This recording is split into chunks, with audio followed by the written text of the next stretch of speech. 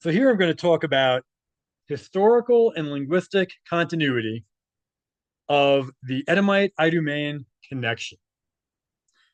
I was watching a interview or a debate the other day between a Christian and a pagan, and I've heard this I think a couple of times, and the point was made that the word Edomite is not used in the New Testament, and therefore, how do we know that the same people are being talked about, the same enemy of the Israelites are being mentioned in the New Testament? And I think it's obvious, but you're right. You don't see the word Edom in there, right? I never actually really had thought about that. However, the word Edom is there. It's just transliterated to Idumea. It's actually the same exact people. So Edom is Idumea. And you can see on the bottom there, on the bottom right, under the Strong's exhaustive concordance, and it confirms. So Edom is mentioned in the New Testament. It is all one story. So so you can stop watching the video now if you want, but I'm gonna dive into this a little more and then go off on some random tangents. Um, but I think this is important for any Christian or Christian identity person to understand, um, when they're talking to other people.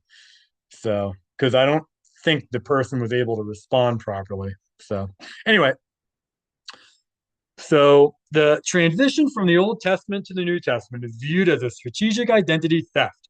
The institutional imposter, Rome, right, the Edomites, successfully moved the Idumean proxy into the legal and administrative registry wall while convincing the true Scythian Israelite heirs that they were merely Gentiles.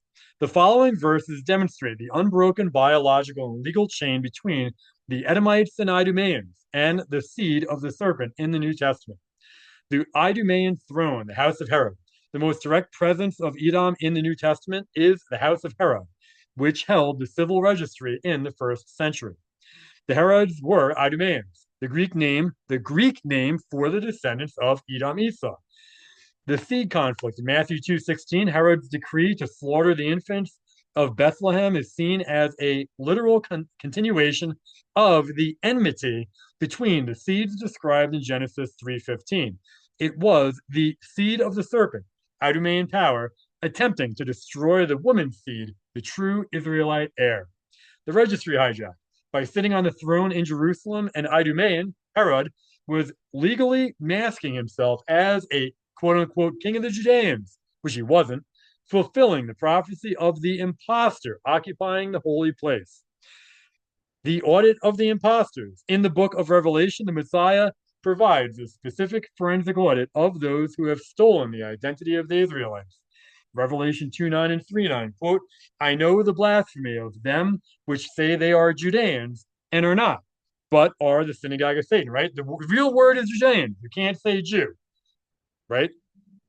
As I've talked about in other videos, the Edomites pretend to be Judeans and therefore Israelites, but they're not. And that's exactly what's being said then. The erasure context. In this narrative, these verses identify the Idumean Pharisee group that took over the religious registry at the Council of Jamnia, 90 AD. Go watch my video on that. That is critical to understanding how all this played out. They claim the title of the region, Judean, but are biologically, racially, the seed of the serpent. Over on the top right, the vessels of wrath, the Esau connection. The Apostle Paul explicitly connects the ancient enmity to the New Testament era in Romans 9. Romans 9:13, quote, as it is written, Jacob have I loved, but Esau have I hated. Right? Connecting the two testaments. There's no reason to have that there unless it was relevant. The narrative link, this refers back to Malachi, or I'm sorry, Malachi, I think, 1, 2, 3. Paul confirms that the divorce between the two seeds is still in effect. He describes the descendants of Edom Esau as vessels of wrath fitted for destruction. Romans 9:22, contrasting them with the vessels of mercy, right? The Scythian Israelite remnant, right? Which is who he went to. The murderous lineage connecting Cain to the Pharisees. The Messiah identifies the biological and spiritual pedigree of the religious leaders by linking them to the first murderer. John 8:44, quote, "You are of your father the devil. He was a murderer from the beginning." Matthew 23:35, "That upon you may come all the righteous blood shed upon the earth, from the blood of righteous Abel." Going back to Abel, who slaughtered Abel? Right? Cain. By linking the Pharisees to the murder of Abel, killed by Cain, the Messiah identifies them as the seed of Cain.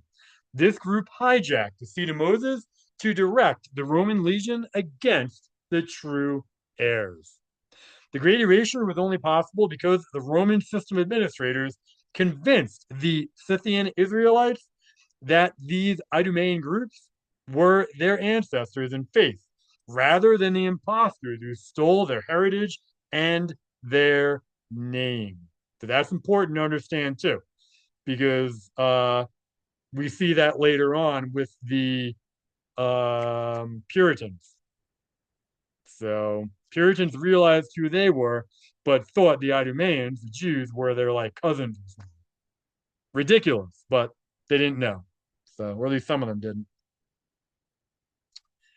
The connection between the Old Testament, the connection between the Old Testament Edomites and the New Testament Idumeans is a well-documented hard receipt in both secular history and the theological, well, the Bible. In the Greek-dominated world following Alexander the Great, the Hebrew name Edom was transliterated into the Greek Idumea. There you go. So follow the arrow. This is important. The Greek trans so here is the forensic evidence and the primary sources for this biological and legal link. The Greek transliteration, the linguistic receipt. The term Idumea is simply the Hellenized version of the Hebrew Edom. The LXX. When the Hebrew Bible was translated into Greek around 250 BC, the land of Edom was consistently rendered as Idumea. Strong's exhaustive concordance identifies Greek word number 2401, Idumea, as being of Hebrew origin, number 123, Edom. Same thing, talking about the same people. The historical witness, Flavius Joseph, the most detailed witness record of this transition, comes from the first century historian Flavius Josephus, a Judean general and historian who lived through the information overwrite. The Forced Incorporation, circa 125 BC. In Antiquities of the Jews, Book 13, Chapter 9, Josephus records that the Hasmonean king John Hyrcanus conquered the Edomites. He gave them a choice: leave their land or be circumcised and follow the laws of the Judeans. The registry merge. Josephus writes, quote, "They, the Edomites, were hereafter no other than Judeans," unquote. This is the forensic 0 hour where the Edomite bloodline legally entered the Judean registry, right? From like a national geographic standpoint. Josephus stated or wrote, Hyrcanus took also Dora and Marissa, cities of Idumea, and subdued all the Idumeans, and permitted them to stay in that country, if they would circumcise. They submitted to the use of circumcision and the rest of the Judean ways of living. At which time, therefore, this befell them, that they were hereafter no other than Judeans. Right, because there was no word Jew there, so that's just giving me a modern translation. The Herodian Idumean dynasty. Secular history confirms that Herod the Great was the son of Antipater, I think that is right, Antipater the Idumean, the proxy king, because the Edomites had been legally merged into the Judean nation by Hyrcanus. Herod was able to claim he was a Judean to the Roman Senate, even though his biological pedigree was Edomite. Source: Strabo's Geography, Book 16, confirms that the Idumeans were Nabateans, Edomites, who had been driven from their original home and joined the Judeans, adopting their customs. The biological confirmation, the New Testament link. The New Testament itself uses the term Idumea to describe the region populated by these descendants of Esau. Mark 3:8 mentions that crowds came to hear the Messiah from Jerusalem, Idumea, and beyond Jordan. Forensic note: this confirms that by the time of the Messiah, the land once known as the Kingdom of Edom was officially the Roman province of Idumea. The link is not a claim, it is a historical and linguistic certainty. The Idumeans of the New Testament are the literal biological Edomites of the Old Testament who masked themselves within the Judean registry following the Hasmonean conquest. This allowed them to occupy the seat of Moses and eventually direct the Roman system against the true Scythian Israelite heirs, right? The Edomites took over the Roman Empire and created the Roman Catholic Church, right? Go watch my video on the origin of the Roman Catholic Church. So to finalize the hard receipts for the Edomite presence in the first century area there, we can look at the physical currency and the administrative records that the Roman system administrators used to manage the Idumean proxy. The coinage of Herod the Great, Idumean branding. The coins minted under the house of Herod provide a physical registry of the right physical proof of their identity. While they masked themselves as Judeans, their uh, iconography often reveal their allegiance to the Roman Edomite system. The L symbol. Many Herodian coins feature the Greek letter L for Lycabas, a time dating system that followed the Roman Greek registry rather than the traditional Israelite calendar. Less interesting. Huh. Lack of images. Initially, Herod avoided putting his face on coins to avoid offending the true heirs, but he used symbols like the caduceus and the tripod, which were system software markers of his loyalty to Rome. The Roman census and the Idumean province. In the Roman provincial system, Idumea was a distinct administrative district.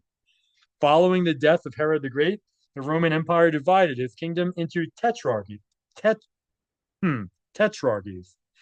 The district of Idumea was placed under the same Roman prefect as Judea and Samaria. The 6 AD census, when the taxing mentioned in Luke 2:1 occurred, right when the census mentioned in Luke 2:1 occurred, the residents of Idumea were registered under the Roman tax ID system.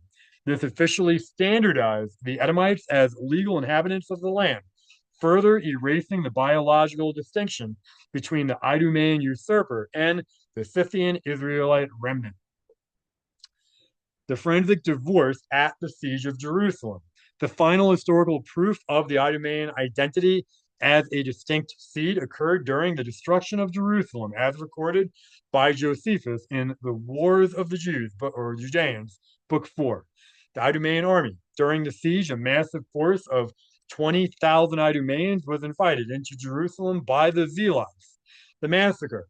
Josephus records that these Idumeans slaughtered the true Judeans and the high priests, effectively purging the original ancestry. After the temple was destroyed, the Idumeans, as a distinct political unit, vanished from history.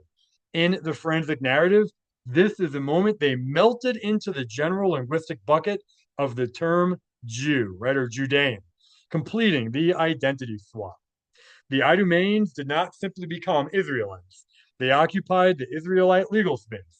By the time the Great Erasure was fully implemented by the Bollandists and the Roman Church, the distinction between the Idumean administrator and the Scythian Israelite heir had been completely buried under 1,500 years of standardized history.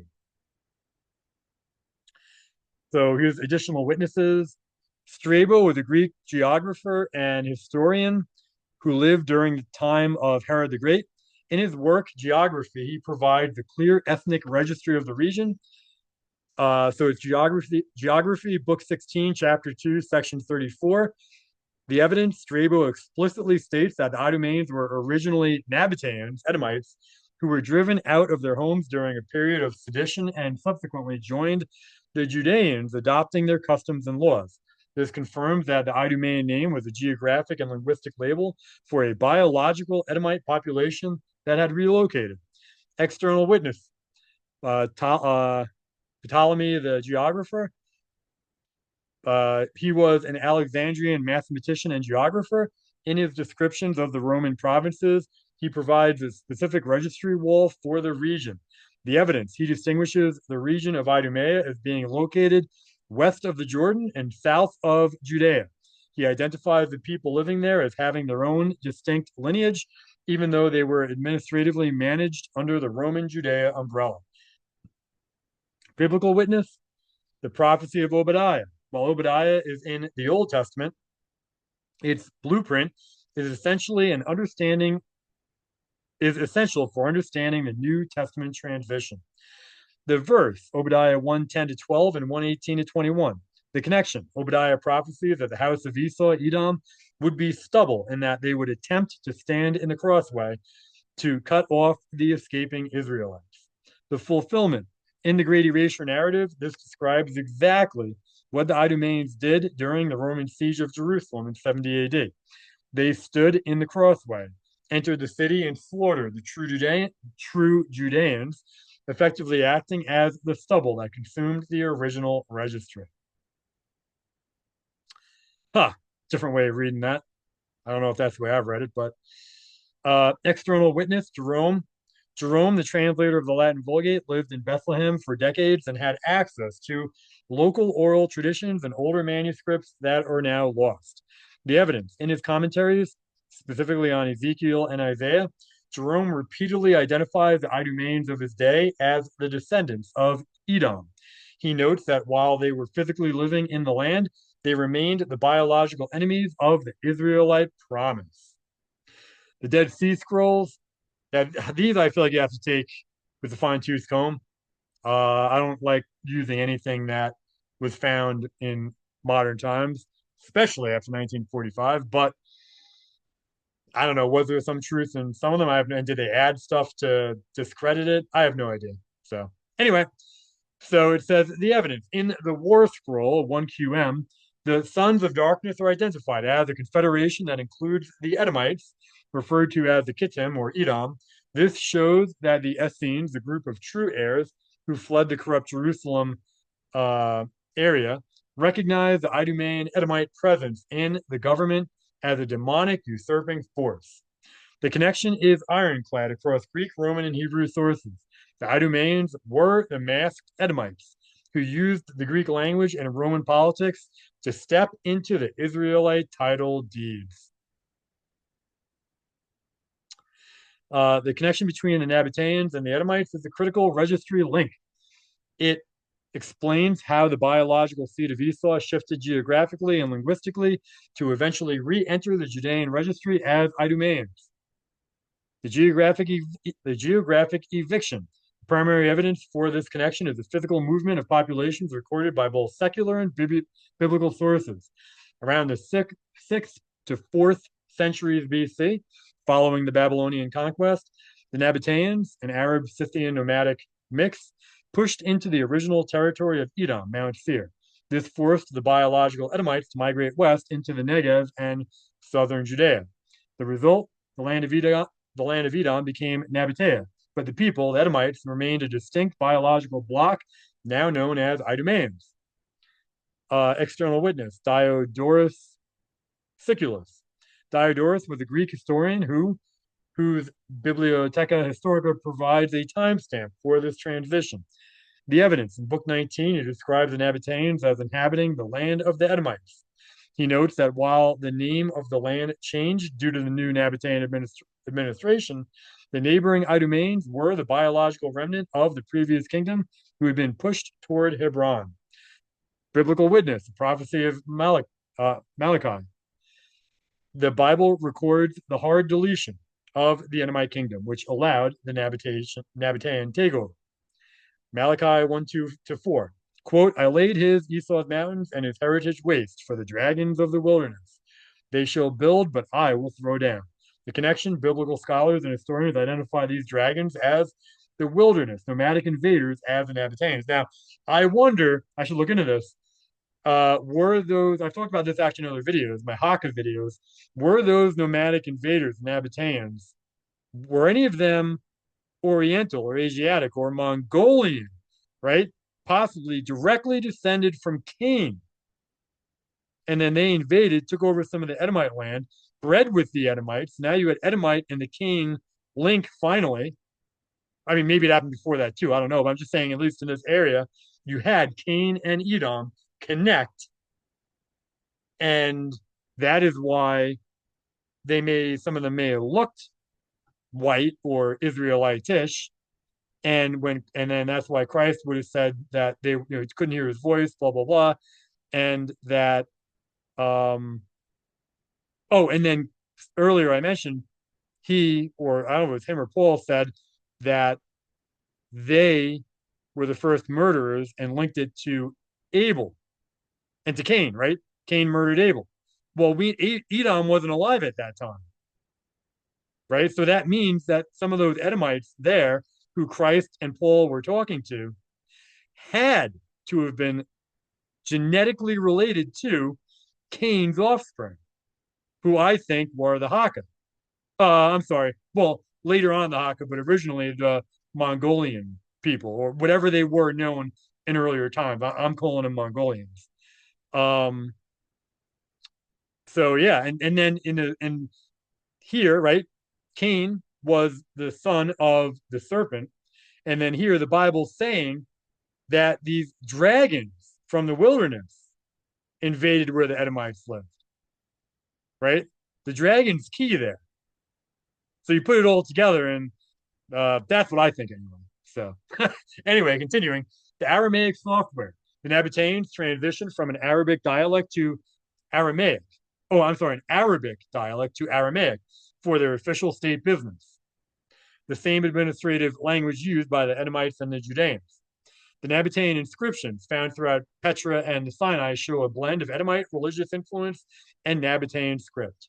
Because the Nabateans and Edomites shared the same trade routes and language, the Greeks and Romans often used the term Nabatean and Idumean interchangeably when referring to the princes of the desert. Josephus, a Herodian connection. Josephus provides the ultimate legal receipt connecting these groups through the family of Herod the Great.